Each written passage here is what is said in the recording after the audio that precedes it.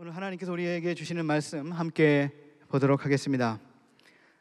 역대하 21장 11절에서 20절의 말씀 함께 보겠습니다.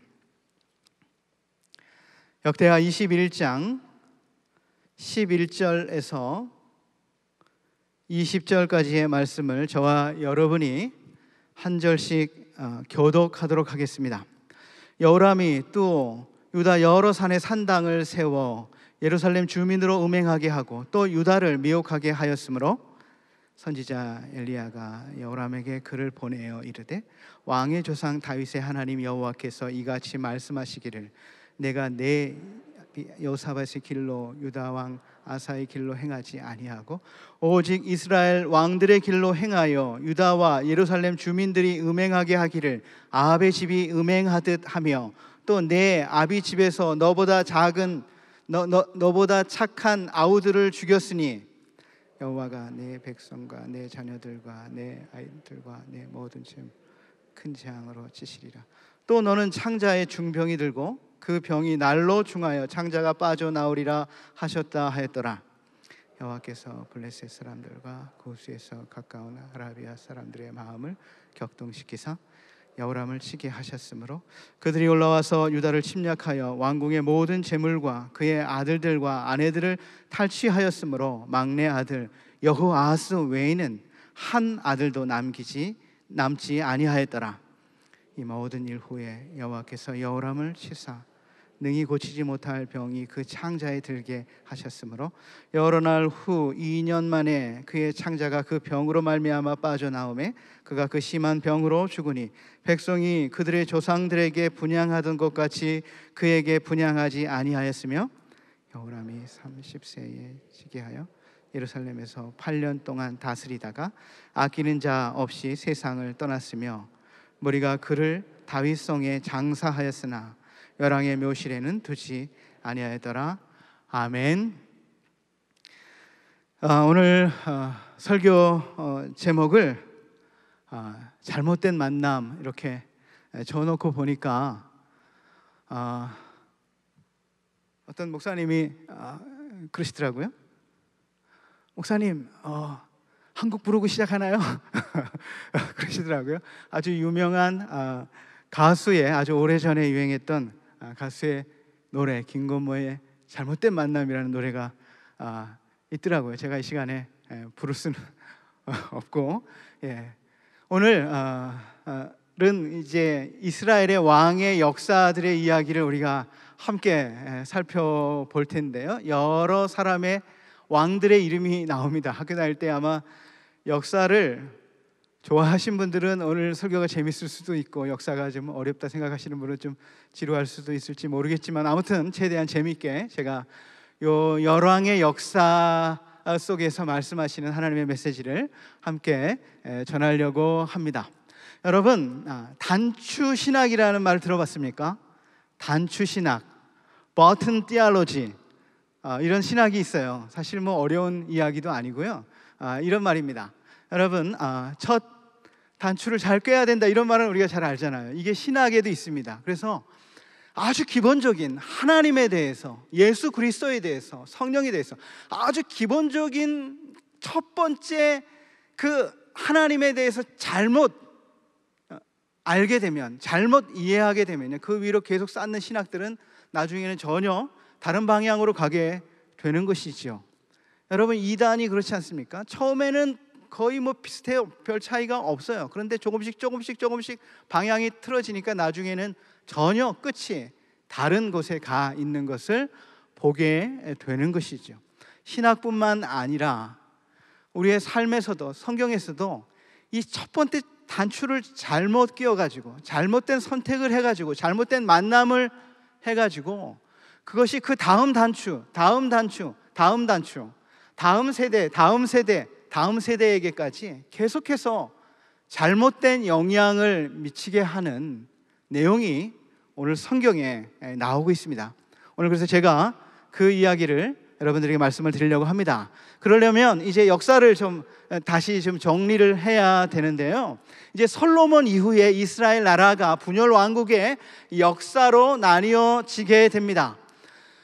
사울과 다윗과 솔로몬이 40년씩 다스렸던 이스라엘의 12지파가 한 국가를 이루었던 시기는 120년입니다. 그리고 그 이후에 솔로몬 이후에 이 나라가 두 쪽으로 나뉘어지는 것이죠. 그것은 솔로몬이 그 왕의 통치 기간의 마지막 때에 많은 아내들 때문에 그 많은 아내들의 영향을 받아서 그의 마음이 하나님을 떠나게 되자 하나님께서 많은 대적들을 세우셔서 그리고 마지막에는 그 여로보암을 통해서 이스라엘의 10지파를 아예 떼서 새로운 나라를 세우게 해 주셨다라고 하는 것입니다. 솔로몬의 통치 말기에 많은 대적들이 일어났습니다. 에돔의 하닷이요, 그때는 이제 이스라엘의 통치를 받고 있던 나라였었는데 마지막에 일어나서 독립을 하게 되었습니다. 시리아의 루손 왕도 마찬가지였어요. 그리고 여로보암은 아예 10지파를 잘라서 새로운 나라를 세우게 된 것을 보게 되지 않습니까? 그래서 이제 이스라엘이 분열 왕국의 역사, 열왕기 상 12장부터 열왕기 하까지는요, 이 남과 북이 나뉘어진 이 역사의 왕들의 통치를 다루고 있어요. 북왕국은 931년에서 722년까지 약 한 200년, 209년의 역사를 다루고 있고요. 남왕국은 약 350년에 이 바벨론의 포로가 되기 전에, 바벨론으로 완전히 멸망하기 전에 그 350년의 역사를 열왕기서에 다루고 있는 것을 보게 됩니다. 그리고 그 열왕기서에 있는 것 중에 또 비슷한 내용이 역대하에도 나오죠. 오늘 읽었던 역대하의 말씀은 열왕기하에 기록되어져 있는 말씀인데 그것은 역사적인 기록이라기보다는 제사장의 관점에서 남유다 왕국의 통치를 제사장의 관점에서 기록한 것이 역대하가 되겠습니다. 그래서 오늘 그 역대하의 분열 왕국의 역사들을 한번 보겠습니다. 굉장히 많은 이름들이 나오지요. 남쪽 유다에는 20명의 왕이 통치를 했는데요, 한 명의 왕조의 왕조, 한 왕조라고 하는 것은 솔로몬의 아들 르호보암의 아들 아비암, 그 아들의 아들이 계속해서 왕을 이어서 왕이 된 왕조의 역사고요, 남 왕조는. 그러나 북왕조는 여러분 잘 안 보이시겠지만 제가 그 앞에 동그랗게 번호를 달아놨습니다. 그죠? 여기 보니까 여로보암, 그 다음에 여로보암의 아들 나답이 2년 동안을 통치했을 때에 바하사가 누구냐 하면 사실 여로보암의 군신이었어요. 군신이었다 여로보암이 죽고 그의 아들 나답이 왕이 됐을 때에 쿠데타를 일으켜가지고 왕을 죽이고 자기가 다시 왕이 되는 겁니다. 이 왕조가 바뀐 숫자가 1, 2, 3, 4, 5, 6, 7, 8, 9까지 있어요. 그러니까 왕조가 몇 번이 바뀌었습니까? 북이스라엘은 200년 통치 가운데 9번이 바뀌었어요. 여러분, 이걸 우리나라 역사에서는 역성혁명이다 이런 표현을 쓰는데, 역성이라고 하는 것은 바꿀 역자 성을 바꾼 거예요. 왕의 성이 바뀌는 겁니다. 김씨가 왕을 하면 그 아들이 왕을 하면 계속 김씨가 돼야 되는데, 김씨가 왕을 하다가 또 이씨가 왕을 하면 어떻게 됩니까? 김씨의 이 왕국을 다 무너뜨리고 그의 가족 친척까지 다 죽이고 내가 왕이 되는 거예요. 그러고 나서 좀 있다가 또 쿠데타가 일어나서 또 내 가족을 다 죽이고 또 다른 왕이 자기의 왕조를 세우게 되는 이야기인 것이죠. 그래서 9번의 이 피의 역사, 이 복수의 역사, 이 어마어마한 이 비극의 역사가 북왕조 이스라엘의 역사인 것을 알 수가 있습니다. 남쪽 유다에는요 20명의 왕 중에 여기 빨간색의 한 명의 왕이 있는데, 사실은 오늘 이 이야기를 중점적으로 하게 될 것이지만 남쪽 유다에는 그래도 적어도 8명의 선한 왕이 있었습니다. 하나님을 두려워하고 하나님을 섬기는, 기도하고 하나님을 의지하는, 그리고 백성들을 죄에서 바른 길로 인도하는 왕이 8명이나 있었습니다. 그러나 북왕국은 아무리 많은 선지자가 찾아가 가지고 경고하고 회개하라, 그렇지 않으면 하나님의 심판이 임할 것이다, 하나님께서 너희들을 흩을 것이다, 너희들을 다 포로로 잡아갈 것이다, 그렇게 경고해도 길을 막고 죄악의 길로 달려가다가 결국에는 200년 만에 망하고 만 역사가 북이스라엘의 역사인 것이죠. 오늘 제가 잘못된 만남이라고 제목을 붙였는데, 그 잘못된 만남은 누구와 누구의 만남이냐 하면 이스라엘의 네 번째 남쪽 유다의 네 번째 왕인 여호사밧 왕과 이 아합, 북이스라엘 역사에 있어서 사실은 가장 악한 왕, 가장 우상 숭배가 강했던 시대에, 그렇기 때문에 하나님은 엘리야 같은 선지자 보내가지고요 경고하고 3년 6개월 동안 우로가 내리지 않게 하시고, 나중에는 바알의 선지자 450명, 아세라 선지자 400명, 얼마나 그 나라를 우상 숭배의 나라로 만들어서 이 많은 선지자들이, 그 제사장들이 있습니까? 우상의 제사장들이 그 제사장들과 대결해서 불을 내리는 기도를 통해서 그 우상 숭배 제사장들을 다 처단하지 않았습니까? 그 이 아합이 왕이 비슷한 시기에 됐어요. 그런데 문제는 뭐냐 하면 바로 이 여호사밧과 아합이 새로운 관계를 맺게 된 것에서부터 오늘 잘못된 만남이요 첫 번째 단추가 잘못 끼워지게 된 것이고요, 그게 얼마나 그 다음 세대의 다음 세대까지 영향을 미치는지 한번 역사를 통해서 우리가 살펴보도록 하겠습니다. 유다의 4대 왕 여호사밧이죠. 여호사밧의 아버지는 아사 왕인데, 사실 아버지도 굉장히 훌륭한 왕이었어요. 하나님을 잘 섬기는 왕이었어요. 그 나라의 모든 남색하는 자들 다 처단하고, 그리고 하나님을 새롭게 섬기는 그런 왕이 아버지였습니다. 여호사밧은 아버지의 모든 길로 행하고 돌이키지 아니하고 여호와 앞에서 정직히 행하였다. 이게 바로 열왕기상에 기록되어 있는 여호사밧 왕에 대한 평가라고 하는 것입니다. 그리고 역대하 20장 우리가 읽었던 성경 바로 앞장에 보면 모압과 암몬, 마온의 연합군이 침공을 해옵니다. 남쪽 유다를 침공해오는 어마어마한 대군이 몰려오게 될 때에 여호사밧이 제일 먼저 한 것은요, 이웃나라 강한 나라들에게 도와달라고 한 게 아니에요. 하나님을 의지하고 하나님께 기도하고 성가대를 조직해가지고 하나님의 메시지를 받았어요. 하나님께서 이 전쟁에서 승리해 주시겠다고 하는 메시지를 듣고 성가대를 조직해가지고 전쟁에 나아가게 됐습니다. 그런데요, 전쟁에 나갔는데 이미 하나님께서 그냥 알아서 그 연합군들을 다 정리를 해 주셨어요.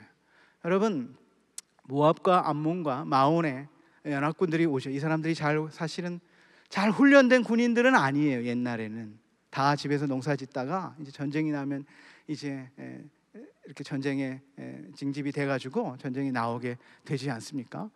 그런데 하나님께서 뭘 혼란스럽게 하셨는지 갑자기 싸움이 시작되기도 전에 자기들끼리 싸움이 붙었어요. 그래서 자기들끼리 다 서로 찌르고 치고 죽이고 이래가지고 전쟁에 나갔더니 이미 적군들을 하나님께서 싹 그들의 손에 해결해 주셔서 이 전쟁에 나갔던 사람이 그들에게서 그 전쟁의 노략물들만을 거두는데도 3일이나 걸리는 대승을 허락해 주실 정도로 하나님을 의지하는 아주 훌륭한 왕이 여호사밧 아니겠습니까? 여호사밧에 대한 역대하의 평가, 이렇게 18장 1절에는 이렇게 기록하고 있습니다. 여호사밧이 부귀와 영광을 크게 떨쳤다. 유다의 군대가 78만, 베냐민의 군대가 38만이나 될 정도로 강한 나라였고 부귀와 영광이 극에 달았던 그런 시대의 왕이었었는데, 여기 한 줄을 더 기록하고 있는 것이지요. 그게 무엇입니까? 아합의 가문과 혼인함으로 인척 관계를 맺었더라는 거예요. 요게 첫 번째 잘못된 만남의 시작이라고 하는 것이죠.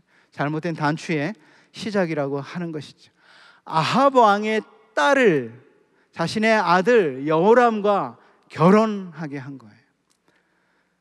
아합 왕의 딸을 자신의 며느리로 삼으면서 아합의 북이스라엘과의 관계를 더 돈독하게 하면서 자기네 나라를 더 견고하게 세우고자 하는 개인의 야망이요 욕심인 것이죠. 그러나 여러분, 아합이 누굽니까? 그의 아내 이세벨이 누굽니까? 그죠? 북이스라엘 역사에서 가장 악한 왕비가 바로 이세벨이지 않습니까? 북이스라엘에서 조금만 더 가면 두로와 시돈이라는 데가 있어요. 베니게, 그 해안가의 베니게의 그 두로의 공주인데요, 그의 아버지가 벳바알, 아주 우상 숭배의 최고 지도자인 벳바알의 딸이 이세벨이었어요. 그 여자가 왕비였던 그 여인의 딸을 며느리로 삼는 이 잘못된 선택이 남쪽 유다, 하나님을 섬기는 이 아버지와 아들과 그런데 그 밑에 얼마나 혼란스러운 역사가 이어지게 되는지 모르겠습니다. 이 사람이 바로 아합이요, 그 아합의 죄를 지적하고 있는 저 선지자가 바로 엘리야 선지자죠. 정말 선지자 중에서는 가장 능력과 기사를 행했던 이 선지자가, 이 하나님께서 이 선지자를 북이스라엘에 보내서 이 백성들을 또 이끌고 경고하기 위해서 저런 선지자를 보냈지만, 그러나 끝까지 죄악 가운데 빠져가지고 결국에 하나님께서는 이 아합의 가문을 멸하게 하시지 않습니까? 나중에 그의 신하 예후를 통해서 그의 집안을 다 처단하게 되는 것이죠. 이 아합과 사돈을 맺으면서 일이 꼬이게 되는 것입니다. 이 아합이 그 길르앗 라못이라고 하는, 길르앗 지역의 라못이라고 하는 땅을, 그 지역을 빼앗겼습니다. 아람 나라에 빼앗겼어요. 그래서 이것을 어떻게 찾아올까 고민하다가 이 전쟁에 남쪽 유다, 우리 사돈인 히스기야 왕을 이 전쟁에 끌어들이게 되는 것이죠. 그래서 당신과 우리가 하나가 아니요, 사돈이 아니요, 그러니까 우리가, 이게 원래 우리 땅이었었는데 저 아람 놈들이 우리 땅을 빼앗아간 거니까 이거 도로 찾아오는데 당신의 군대와 우리나라의 군대가 함께 연합해서 이놈들을 쫓아내고 이 땅을 찾아옵시다. 이건 우리 땅도 아니고, 여호사밧은 이건 자신의 전쟁이 아니잖아요. 북이스라엘의 전쟁인데 어떻게 사돈 관계를 맺었기 때문에 할 수 없이 전쟁에 끌려가게 된 것입니다. 사돈을 맺은 것 때문에. 그런데 아합은 얼마나 그 간사한 사람인지, 이 전쟁에 나가기 전에 그 미가야라는 선지자를 통해서 경고를 받았어요. 이 전쟁에 나가면 전쟁에 패할 것이다. 왕은 죽게 될 것이다. 이스라엘은 흩어지게 될 것이다. 이 경고를 받았지만 그 미가야의 경고를 무시하고 자신의 욕심 때문에 이 남쪽 유다 왕과 함께 전쟁에 나가면서 이렇게 여호사밧 왕에게 말하는 것이죠. 왕이여, 당신이 이 군대를 지도하십시오. 당신에게 이 지휘권을 맡기겠습니다. 당신이 내 왕복을 입으십시오. 그리고 나는 평군인의 옷을 입고 이 전쟁에 나아가겠습니다. 그래서 할 수 없이 여호사밧이 자신의 전쟁도 아닌데 북왕국 이스라엘 왕의 왕복을 입고 이 아람과 전쟁을 하게 된 것입니다. 그런데 아람 왕이 명령한 것은 뭐냐면, 이 이스라엘과 전쟁할 때에 다른 사람하고 싸울 거 없다 이거예요. 누구만 죽이면 됩니까? 북이스라엘의 왕만 죽이면 되는 거죠. 저 북이스라엘의 왕, 저기 있는 저 왕복을 입은 저 왕만 죽이면 전쟁은 끝나니까 가장 정예 부대, 전차 부대를 명령해가지고 저 왕을 잡으면 우리 전쟁은 끝난다는 거예요. 그런데 그 왕복을 입고 있는 사람이 누굽니까? 바로 북이스라엘의 왕이 아니라 이 전쟁에 어쩔 수 없이 끌려 나온 여호사밧 왕이었어요. 그래서 여호사밧이 군대에 막 쫓겨가지고 이제 죽게 된 겁니다. 그러니까 하나님께 여호사밧이 살려달라고 소리를 치면서 기도하는 것이죠.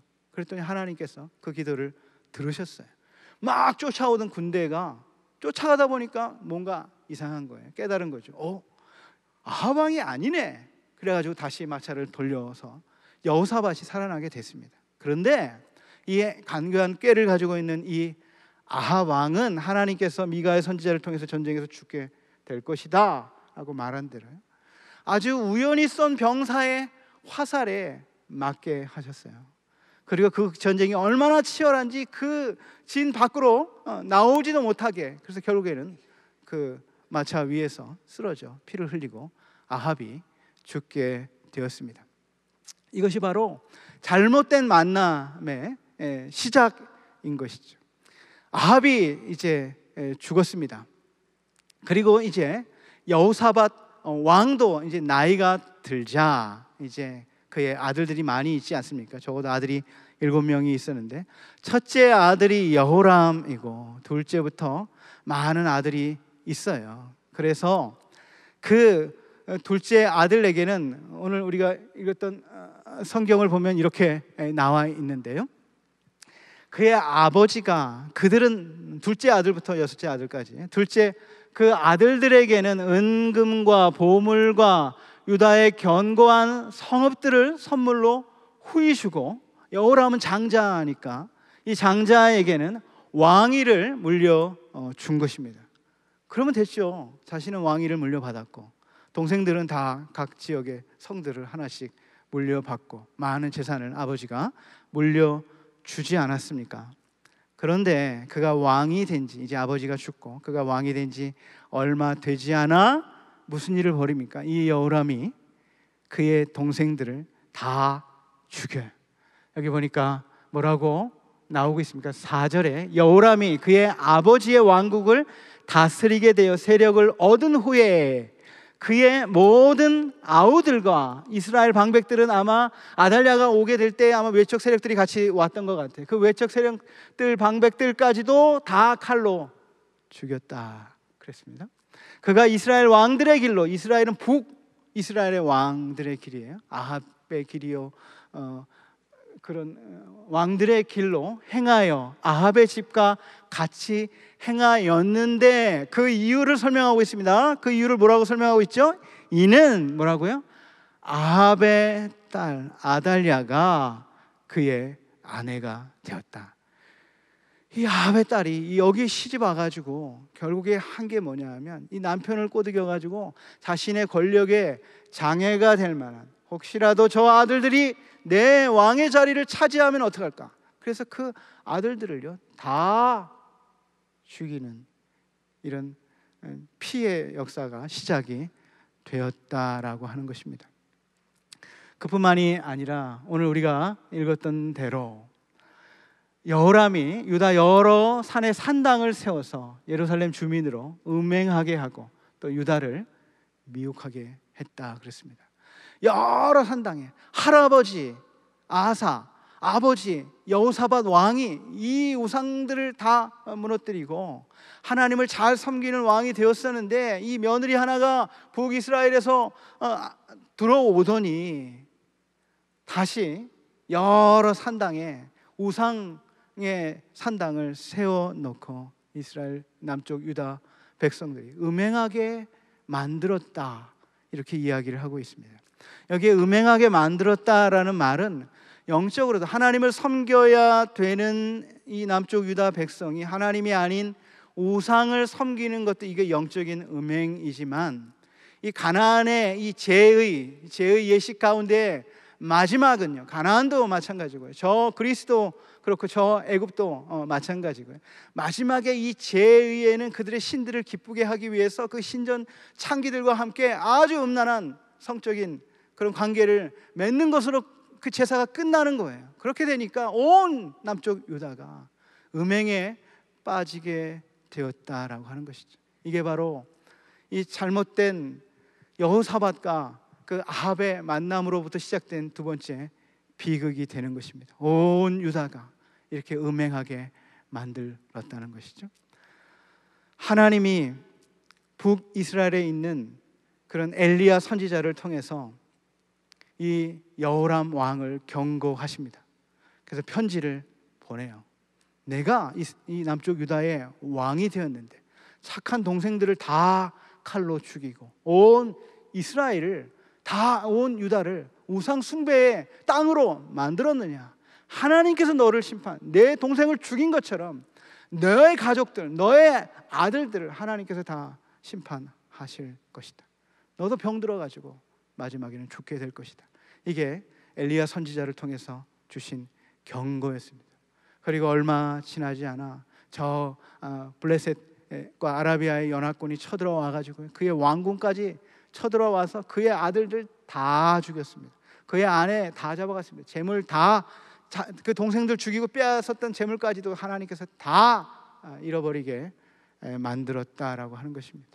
그래서 그 중에 한 아들 살려줬어요. 한 아들만 유일하게 살았습니다. 사실 이 아들이 산 것은 여호람 때문에 살려준 게 아니에요. 하나님께서 약속하신 게 있습니다. 다윗의 집안에 항상 등불이 있겠다라고 하신 약속 때문에 이 여호람의 아들 하나만 유일하게 살게 되었고, 그도 이제 몸에 병이 들어서 창자가 빠져서 죽게 되지 않습니까? 이 왕이 죽었는데요, 아무도 그의 죽음을 슬퍼하지 않는 거예요. 너무나 좋아하는 거예요. 왕들이 눕는 묘실에 묻히지도 못하고 왕들에게 하는 분향을 하지도 않는, 죽어서도 왕의 대접을 못 받는 비참한 최후가 되었다라고 하는 것입니다. 이유가 뭡니까? 그의 아내 잘못 만났어요. 아버지가 며느리를 자기 아내를 잘못 구해준 것 때문에 이렇게 악한 왕이 되었고, 죽어서도 백성들에게 인정받지 못하는, 그의 자식들을 다 죽게 만드는 그런 비참한 왕의 통치가 되었다라고 하는 것입니다. 그의 마지막으로 남은 왕이 아하시아예요. 아하시아 왕인데 남쪽 유다의 6대 왕이죠. 이 아하시아의 아버지가 누굽니까? 여호람이죠. 복습을 잘 듣고 있나? 여호람이죠. 어머니는 누굽니까? 아달랴죠. 그러면 왜 할아버지는 누굽니까? 아합이잖아요. 아합. 그러니까 이 아하시아의 외가가 북이스라엘이라고요. 근데 북이스라엘도 이제 아합이 죽고 그의 아들들, 그러니까 어머니의 오빠들이 이제 왕위를 이었어요. 큰 아들이 2년 만에 죽었기 때문에 둘째 아들이 왕위를 이었는데, 그 둘째 아들 이름도 여호람이에요. 자기 아버지 이름과 똑같은 여호람이라고 하고 요람이라고도 성경에 쓰여져 있는데, 그 외삼촌이 북이스라엘의 왕이 되었는데 전쟁에서 부상을 입었어요. 그래가지고 저 이스라엘에서 지금 치료를 받고 있을 때에 이 남쪽 유다의 아하시아 왕이 그 외삼촌을 병문안을 간 겁니다. 위문을 간 거예요. 이제 아합이 죽었죠. 그의 아들들이 별 볼 일 없으니까 누가 이제 이 아합의 가문을 멸하고 왕이 되고자 마음을 품고 있냐면 예후라는 장군이 이제 마음을 품었어요. 사실 15년 전에 엘리야 선지자를 통해서 하나님께서 너는 이스라엘의 예후에게 기름을 부어서 그가 왕이 되게 하라, 그 엘리야를 통해서 예언을 들었거든요. 그 마음을 품고 있다가 기회를 보고 있다가 드디어 아합이 죽고 그 아들들이 별 볼 일 없어요. 아버지만큼. 그러니까 그리고 큰 아들 죽고 이제 둘째 아들이 병들어서 치료받고 있으니까 군대를 이끌고 이스라엘로 가서 이제 이 여호람을 죽이고 자기가 왕이 되려고 하는 거예요. 근데 거기에 누가 갔습니까? 바로 이 아하시아가 거기를 간 거예요. 병문안을 갔다가 이 두 사람이 예후에 의해서 다 죽임을 당하게 되는 것입니다. 아하시아가 죽었어요. 예후에 의해서 북이스라엘 아합의 집안을 다 처단할 때 남쪽 유다의 왕이 예후에 의해서 죽었습니다. 그러면 누가 왕이 돼야 됩니까? 아하시아의 아들이 왕이 돼야 되잖아요. 그죠? 아하시아에게 또 많은 아들이 있었는데 아하시아의 아들이 돼야 되는데 이 아하시아의 어머니가 누구라고요? 아달랴. 아합의 딸 아달랴가 어머니잖아요. 근데 아들이 죽었다는 소식을 듣고 뭘 하냐? 자기가 왕이 되려고 자기 손자들을 또 다 죽였습니다. 자기 손자들을 다 죽이고 자기가 6년 동안 통치했어요. 그런데 그 중에 한 아들을 또 하나님이 또 숨겨 주셨어요. 그 아들이 바로 요아스 왕인데, 이 아달랴가 바로 그 아들을 다 죽이고 7년 동안 통치를 하는 동안 이 대제사장 여호야다가 이 아들을 숨겨서 키웠다가 기회를 봐서 7년 만에 이 어린 아들을 왕위에 세우고 이 아달랴를 처단하고 다시 이 왕위를 제 자리에 돌려 놓습니다. 이런 걸 뭐라고 하냐면 역사에서 반정이라고 그래요. 반정. 우리나라 조선왕조에서 인조반정, 중종반정, 반정의 역사가 있지 않습니까? 반정이라는 말은 되돌릴 발을 정자예요. 바르게 되돌려 놓는다는 것입니다. 언제부터 틀어졌어요? 이 역사가. 그죠? 잘못된 만남. 이 여호사밧 왕이 자신의 욕심으로 며느리 하나 잘못 들여놨다가 이 어마어마한 이 남쪽 유다의 이 거룩한 집안이 풍비박산이 나고 아들들이 다 죽고 망하고 겨우 하나씩 남겨가지고 이제 와서 이제 요아스 왕을 세워서 되돌려 놓는 반정이 성공하게 되었다라고 하는 것입니다. 잘못된 선택, 잘못된 단추 하나를 끼웠는데 그것이 또 다음에 영향을 미치고 또 다음에 영향을 미치고 또 다음에 영향을 미치는 이 역사를 우리가 오늘 함께 살펴보고 있는 것입니다. 이 북이스라엘의 역사와 이 악한 역사와 엮이게 되니까 남쪽의 거룩한 하나님을 섬겨야 되는 이 다윗의 후손으로 이제 메시아가 오셔야 되는 이 거룩한 혈통에 이 악한 죄악이 들어오니까요, 이 집안이 너무나도 큰 고통과 희생을 당하게 되는 비참한 역사가 쓰여지게 되지 않았습니까? 이것이 오늘 우리들에게 주는 아주 귀한 교훈이 있습니다. 이 교훈을 짧게 세 가지로 제가 정리를 해드리겠습니다. 첫 번째는 뭐라고요? 첫 단추 잘 끼워야 된다는 것입니다. 첫 번째 어디서부터 시작했어요? 여호사밧, 그 하나님 의지하고 하나님께 기도해서 전쟁에서도 승리하고 이스라엘의 부귀와 영화를 가져온 이 왕의 잘못된 만남, 잘못된 선택에서부터 이 단추가 잘못 끼워지게 되니까 이 밑으로 그 역사가 계속되는 것을 우리가 보지 않습니까? 여러분, 죄의 성격이 그런 것이에요. 죄는 한 번으로 끝나지 않는다는 것입니다. 죄는 한 번 시작하면요 멈출 수 없게 만들어요. 그래서 더 큰 죄악으로 끌고 가고 그것을 그것을 숨기기 위해서는 더 큰 거짓말을 해야 되고 더 큰 죄악을 져야 되는 것이죠. 로마서 6장에도 보면 그러므로 너희는 너희 죽을 몸을 죄에게 드려 죄에게 순종하지 말라 그랬습니다. 죄가 너희 죽을 몸에 왕노릇하지 말게 하라 그랬습니다. 처음에는 내가 죄를 짓지만 그 다음에는 죄가 나의 왕이 되어서 나를 끌고 다니는 거예요. 죄의 길로 끌고 다니면서 죄를 시키는 죄의 노예가 되는 것이죠. 너희 자신을 종으로 내주어 누구에게 순종하든지 그 순종함을 받는 자의 종이 되는 줄을 알지 못하느냐? 혹은 죄의 종으로 사망에 이르고 순종의 종으로 의에 이른다 그랬습니다. 그래서 여러분, 오늘 우리가 이 중요해요. 죄에 대해서 단호하게 죄의 유혹을 끊어야 되는 것입니다. 여러분, 여호사밧이 이 훌륭한 왕이 왜 이런 생각했겠습니까? 죄의 유혹은 달콤한 것이죠. 저 아합의 가문과 인척을 맺으면 얻을 게 많은 것이죠. 유익한 게 많겠다고 생각해서 그 며느리를 드렸지만 그것 때문에 얼마나 많은 그 죄의 결과, 그 죄의 고통을 그 후손들이 당하게 되는 것을 우리가 명심해야 될 것입니다. 오히려 우리가 죄를 선택하는 자리가 아니라 더 적극적으로 시편 1편에 보면 복 있는 사람은 악인의 꾀를 따르고 죄인의 길에 서고 오만한 자리에 가지 않는다는 것이죠. 그 자리를 가지 않으려면 성령의 도우심이 필요해요. 우리 곁에서 도우시는 보혜사 파라클레토스 성령님의 도우심을 늘 구하고 물어보고 의지해야 되죠.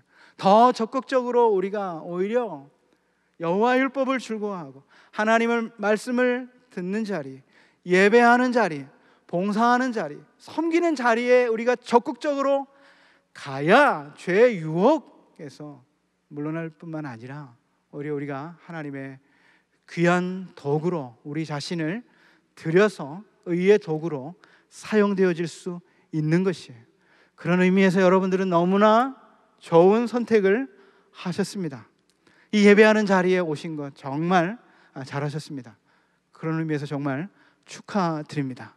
우리가 바로 마찬가지, 첫 단추를 잘못 끼우면 계속해서 죄가 우리를 끌고 다니는 이런 죄의 유혹이 있다는 것 우리가 명심해야 될 것입니다. 두 번째로는 하나님이 역사를 주관하신다는 거예요. 우리가 역사를, 이 이스라엘의 열왕의 역사, 그 많은 분량을 들여서 이 열왕의 역사를 기록하고 있는 이유가 무엇입니까? 역사는요, 긴 시간을 한눈에 볼 수가 있어요.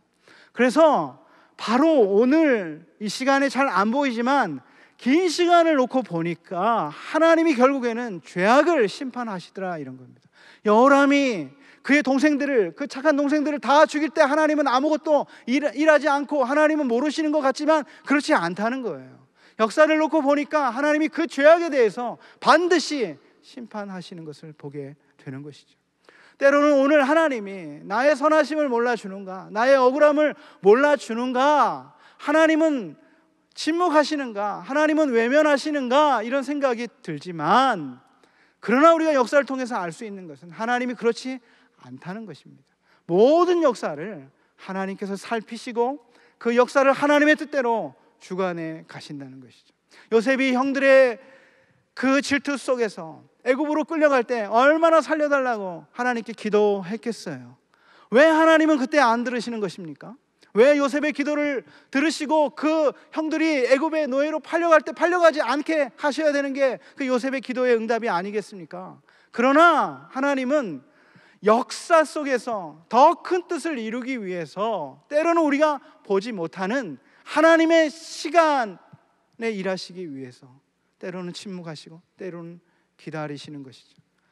사랑하는 여러분, 오늘 우리의 기도가 바로 응답되지 않는 것 때문에, 오늘 우리의 어려운 상황이 바로 해결되지 않는 것 때문에 정말 속상할 때가 있어요. 과연 하나님이 살아계시는가? 과연 하나님이 나를 사랑하시는가? 과연 하나님이 내 기도를 듣고는 계시는가? 그러나 여러분, 오늘 이 역사를 통해서 분명히 알 수 있는 것은 하나님이 역사를 주장하세요. 죄악에 대해서는 반드시 심판하십니다. 신명기에도 죄가 너를 찾아낼 것이다 그랬어요. 오늘 우리는 바로 이 역사를 주관하시는 하나님 앞에 오늘 하루의 삶을 통해서 우리의 역사를 써가고 있는 것이, 하루의 역사, 하루의 역사, 우리의 역사를 써가고 있는 것이요, 이 역사를 결국에는 하나님께서 이끄시고 하나님께서 인도하셔서 하나님의 의를 이루고 하나님의 선을 이룬다는 것을 우리가 믿어야 됩니다.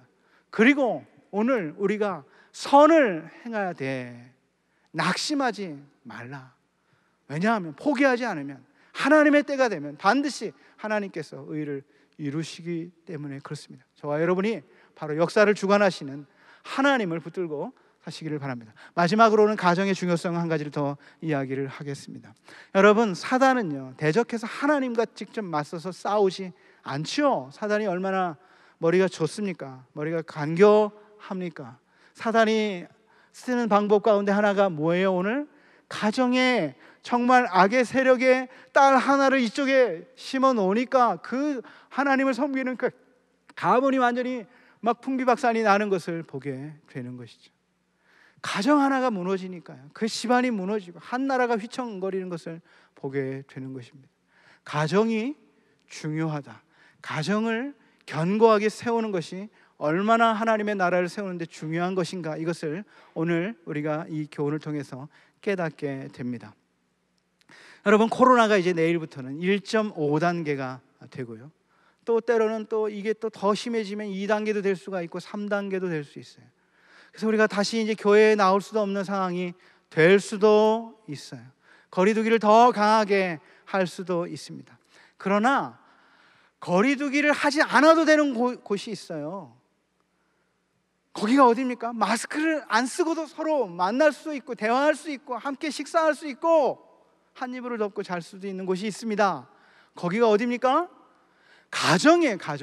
가정은 이 코로나 상황 가운데도 전혀 변함없이 아무런 영향을 받지 않을 수 있는 것이 가정이에요. 몇 개월 전에 이제 교회에 나올 수 없게 됐을 때에 굉장히 많은 가정들이 당황을 하게 됐습니다. 늘 이제 주일이면 아이들과 함께 교회를 가야 되는, 교회를 못 가게 되니까 당황스럽지 않습니까? 그럴 때 바로 우리 부모님들 괜찮다, 아무 문제 없다, 우리 가정은 이렇게 함께 모이지 않았니? 교회에 갈 수 없으면 우리가 온라인으로 예배를 드리고 또 우리 가족이 함께 예배하면 되지, 함께 기도하면 되지, 함께 찬송하면 되지. 그렇게 우리 아버지들이 준비해가지고 우리 어머니들이 준비해가지고 그렇게 예배하면, 그런 가정들이 굳건하게 세워지면 이 가정이, 이 교회가 얼마나 건강한 교회가 되겠습니까? 코로나가 1년이 돼도 가정이 견고하게 세워져 있으면 아무 문제가 되지를 않는 것 아니겠어요? 오늘 우리의 가정을 견고하게 세우는 것이 너무 중요합니다. 여러분, 우리의 자녀들의 신앙을 양육하는 일, 이것은 하나님이요 제사장들에게 맡기지 않았습니다. 이 가정을, 이 자녀들을 하나님의 말씀으로 양육해서 믿음의 다음 세대로 세우는 일, 이걸 하나님이 누구에게 맡겼습니까? 바로 우리 부모들에게 맡겼어요. 신명기 6장 4절부터 쉐마의 말씀이 있잖아요. 이스라엘 사람들이 가장 좋아하는 말씀. 그래서 이것을 문 지방에도 붙여 놓고 여기에다 이렇게 입을 맞추고 나갈 때 들어갈 때 이 말씀을 암송하고 그렇게 사는 말씀이죠. 이스라엘아 들으라. 우리 하나님 여호와는 오직 한 분이신 여호와시니 너는 마음을 다하고 뜻을 다하고 힘을 다하여 주 너희 하나님을 사랑하라. 오늘 내가 내게 명한 이 말씀을 너는 마음에 새기고, 너는 누굽니까? 바로 부모 세대죠. 우리 부모가 먼저 마음에 새기고 이 말씀을 내 자녀에게 따라해 보세요. 부지런히 가르치라. 자녀에게 하나님 섬기는 것, 하나님 예배하는 것을 가르칠 책임을 하나님께서 누구에게 주셨어요? 부모에게 부지런히 가르치라 그랬습니다. 내가 앉았을 때이든지 길을 갈 때이든지 누웠을 때이든지 일어날 때이든지 이 말씀을 어떻게 따라해 보겠습니다. 강론할 것이며, 강론은 누구에게 하는 겁니까? 자녀들에게 부지런히 하나님의 말씀을 가르치고 하나님 섬기고 하나님 사랑하는 것을 가르쳐야 될 책임이 오늘 부모들에게 있는 것이죠. 처음에 가정의 모델은 그런 것이었어요. 그래서 창세기에 보면 이 아버지들이 그런 일을 하는 겁니다. 아버지들이, 아브라함도 그렇고요, 욥도 그렇고 이삭도 그렇고, 아버지들이 갈 때마다, 이사 갈 때마다 거기서 단을 쌓고 예배드리고요, 자식들 축복하고, 이게 바로 아버지가, 제사장이요 아버지가 해야 될 역할인 것이죠. 우리 자녀들에게요, 모든 순간에 앉았을 때이든지 일어날 때이든지 누웠을 때이든지 길을 갈 때이든지, 이거는 뭐예요? 삶의 모든 시간이 자녀를 양육할 수 있고 하나님을 가르칠 수 있는 시간이다라고 하는 것입니다. 여러분, 아이들이 어릴 때는 그러죠. 아빠 이거 뭐야? 아빠 이게 무슨 꽃이야? 잘 물어보잖아요. 그럴 때 이 꽃은 장미꽃이야. 거기서 끝나면 안 돼요. 이 꽃은 장미꽃인데 얼마나 아름답냐, 하나님이 얼마나 아름답게 이 꽃을 만드셨냐, 하나님이 이 장미를 이렇게 아름답게 만들 뿐만 아니라 함부로 꺾지 말고 많은 사람들이 보게 하려고 가시를 만들지 않았냐.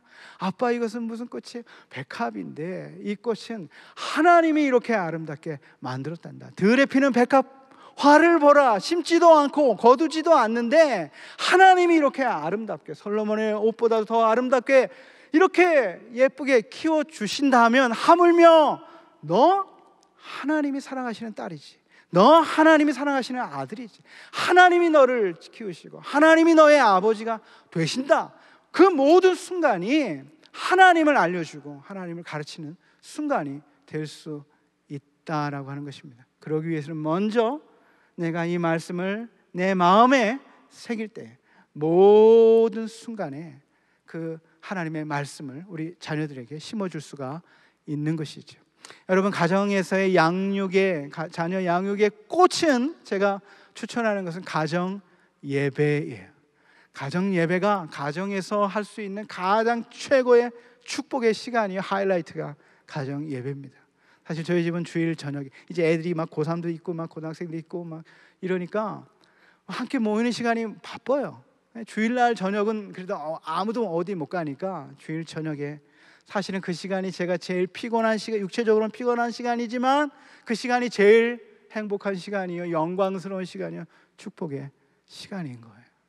아버지가 아이들을 하나하나 축복하고 함께 찬양하고 함께 기도하는 이 얼마나 영광스러운 시간이 이 가정 예배의 시간입니까? 아버지가 못하면 어머니가 하면 돼요. 여러분, 이 가정에서 우리 자녀를 양육해서 이 가정을 견고하게 세우지 않으면요, 한 세대만 못 잡으면, 한 세대만 놓치면 어마어마한 이 혼란의 이 남쪽 유다의 왕조의 역사를 우리가 보고 있지 않아요. 이것으로 우리를 또 경고하고 있지 않습니까? 오늘 저와 여러분이 바로 그런 믿음의 가정을 굳건하게 세워서 하나님의 나라를 우리의 가정에서부터 이루는 복된 믿음의 가장들, 믿음의 어머니들이 다 되시기를 주님의 이름으로 축원드립니다.